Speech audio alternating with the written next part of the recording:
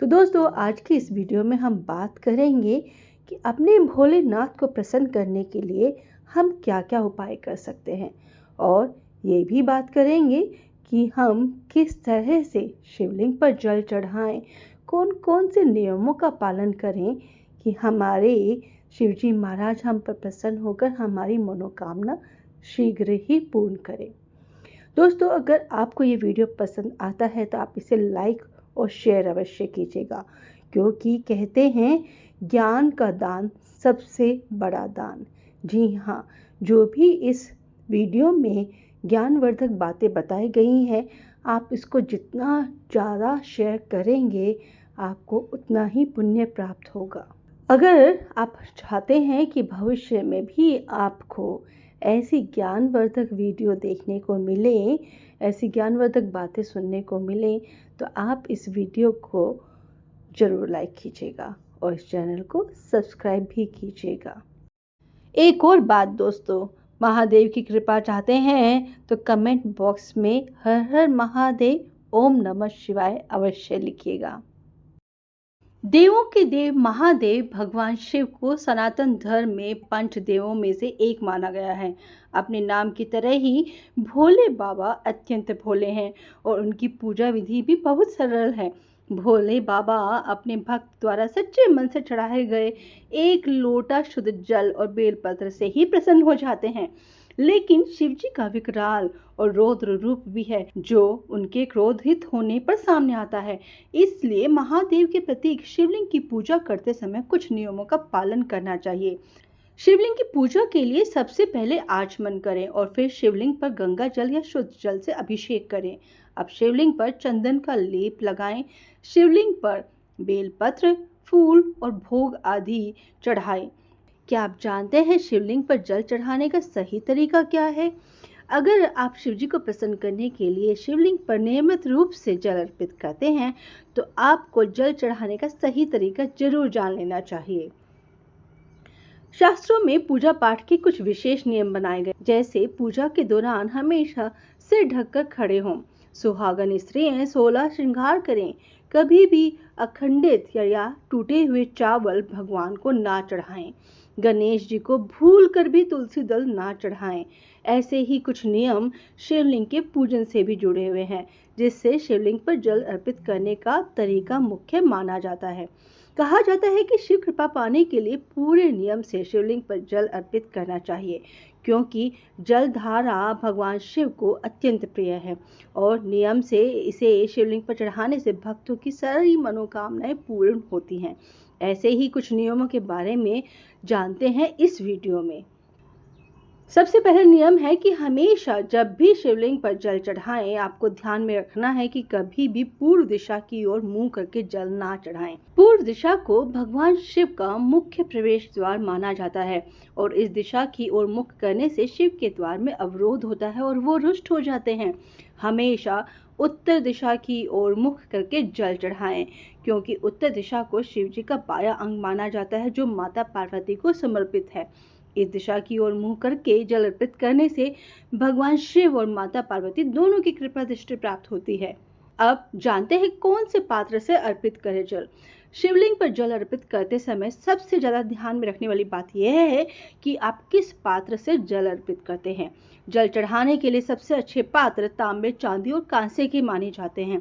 भूल कर भी स्टील के पात्र से शिवलिंग पर जल नहीं चढ़ाना चाहिए, इससे शिवजी रुष्ट हो जाते हैं। जल अर्पण करने के लिए सर्वोत्तम पात्र तांबे का है, इसलिए इसी पात्र से जल चढ़ाना उत्तम है। लेकिन भूल कर भी तांबे के पात्र से शिव जी को दूध न चढ़ाएं, क्योंकि तांबे में दूध विष के समान बन जाता है। कभी भी शिवलिंग पर तेजी से जल नहीं चढ़ाना चाहिए। शास्त्रों में भी बताया गया है कि शिव जी को जल धारा अत्यंत प्रिय है, इसलिए जल चढ़ाते समय ध्यान रखें कि जल के पात्र से धार बनाते हुए धीरे से जल अर्पित करें। पतली जलधार शिवलिंग पर चढ़ाने से भगवान शिव की विशेष कृपा प्राप्त होती है। हमेशा शिवलिंग पर जल अर्पित करते समय ध्यान रखें कि बैठकर ही जल अर्पित करें। यहाँ तक कि रुद्र अभिषेक करते समय भी खड़े नहीं होना चाहिए। पुराणों के अनुसार खड़े होकर शिवलिंग पर जल चढ़ाने से यह शिव जी को समर्पित नहीं होता और इसका पुण्य प्राप्त नहीं होता। और आपने भी देखा होगा कि कभी भी जब आप खड़े होकर जल अर्पित करते हैं तो वो जल की धाराएं आपके पैरों पर पड़ती है, यानी कि शिव जी पर चढ़ा हुआ जल आपके पैरों पर आता है, जो कि भूल कर भी नहीं करना चाहिए। इसीलिए हमेशा बैठकर शिवलिंग पर जल चढ़ाना चाहिए, ताकि जो जल की धाराएं हैं वो अगर पड़े भी तो वो आपके मस्तक पर पड़े और आपको शिव जी भगवान का आशीर्वाद प्राप्त होए। कभी भी शिवलिंग पर शंख से जल नहीं चढ़ाना चाहिए, ऐसा करने से शिव कृपा प्राप्त नहीं होती। शिव पुराण के अनुसार शिव जी ने शंखचूड़ नाम के दैत्य का वध किया था। ऐसा माना जाता है कि शंख उसी दैत्य की हड्डियों से बने होते हैं, इसलिए शिवलिंग पर शंख से जल नहीं चढ़ाना चाहिए। कभी भी शिवलिंग पर जल चढ़ाते हुए जल के पात्र में कोई अन्य सामग्री ना मिलाए। कोई भी सामग्री जैसे पुष्प, अक्षत या रोली जल में मिलाने से उसकी पवित्रता खत्म हो जाती है। इसीलिए भगवान शिव की कृपा दृष्टि पाने के लिए हमेशा जल को अकेले ही चढ़ाना चाहिए। शिवलिंग पर जल हमेशा दाएं हाथ से ही चढ़ाएं और बाएं हाथ को दाएं हाथ से स्पर्श करें। जल चढ़ाते वक्त जल की धारा पतली बहकर आए, इसीलिए धीरे धीरे भगवान को जल चढ़ाना चाहिए। जल चढ़ाते समय आप मन ही मन और जोर से उच्चारण करके भी ओम नमः शिवाय मंत्र का जाप करते रहना चाहिए। ओम नमः शिवाय के साथ साथ आप एक और मंत्र का जाप कर सकते हैं और वो मंत्र है ओम त्र्यंबकम यजामहे सुगंधिम पुष्टिवर्धनम उर्वारुकमिव बंधनात् मृत्युर्मुक्षीमामृतात्। इस मंत्र का अर्थ है हम त्रिनेत्र को पूजते हैं जो सुगंधित हैं, हमारा पोषण करते हैं। जिस तरह फल शाखा के बंधन से मुक्त हो जाता है, वैसे ही हम भी मृत्यु और नश्वरता से मुक्त हो जाएं। यदि आप शिवलिंग पर जल अर्पित करते हैं तो आपको समय का भी विशेष ध्यान रखना चाहिए। यदि आप जल प्रातः 5 से 11 बजे तक चढ़ाएंगे तो ये विशेष रूप से फलदायी होगा। कभी भी शाम के समय शिवलिंग पर जल नहीं चढ़ाएं। शिवलिंग पर चढ़ाए गए जल को चरणामृत के समान ही पिया जा सकता है। शिव पुराण की विशेष संहिता के 22वें अध्याय के 18वां श्लोक में यह बताया गया है कि जो जल शिवलिंग पर चढ़ाया जाता है उसे 3 बार थोड़ा थोड़ा पिया जाए। इससे कई तरह के रोगों से मुक्ति मिल सकती है और भी कई तरह के फायदे शिवलिंग पर चढ़ाए गए जल को पीने से होते हैं। शिव जी की पूजा करते समय शिवलिंग पर बेर, आम, केला, निबोली, बद्री बेर और धतूरे का फल आदि जैसे कई तरह के फल चढ़ाए जाते हैं, लेकिन भूल कर भी शिवलिंग पर नारियल नहीं चढ़ाना चाहिए। ना ही नारियल के पानी से शिवलिंग का अभिषेक करना चाहिए। इसका कारण यह है कि नारियल को श्रीफल भी कहा जाता है और इसे माता लक्ष्मी का स्वरूप माना जाता है और माता लक्ष्मी भगवान विष्णु की अर्धांगिनी है। इसीलिए कभी भी शिवलिंग पर नारियल या श्रीफल नहीं चढ़ाना चाहिए। इससे भगवान शिव प्रसन्न नहीं अपितु क्रोधित होते हैं।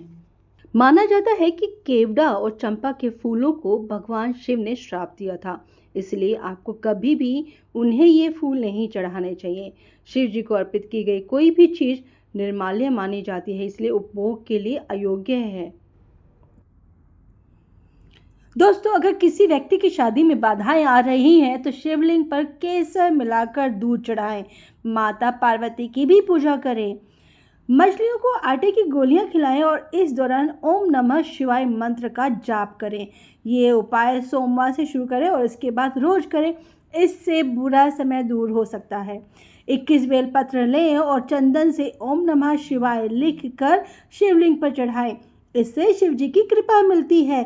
शिव जी की वाहन नंदी यानी बैल को हरा चारा खिलाएं। इससे जीवन में सुख समृद्धि बढ़ती है और परेशानियां खत्म होती है। आप तांबे के लोटे में पानी लेकर काले तिल मिलाएं और शिवलिंग पर चढ़ाएं। ओम नमः शिवाय मंत्र का जाप करें, इससे शनि के दोष दूर होते हैं। घर में पारस शिवलिंग लेकर आए और रोज इस शिवलिंग की पूजा करें। इससे आपकी आमदनी बढ़ाने के योग बनते हैं। आटे से 11 शिवलिंग बनाएं, 11 बार इनका जल अभिषेक करें। इस उपाय से संतान प्राप्ति के योग बनते हैं। शिवलिंग पर शुद्ध घी चढ़ाएं, फिर जल चढ़ाएं। इससे संतान संबंधी सब परेशानियों से दूर हो सकती हैं। भगवान शिव का अभिषेक करें।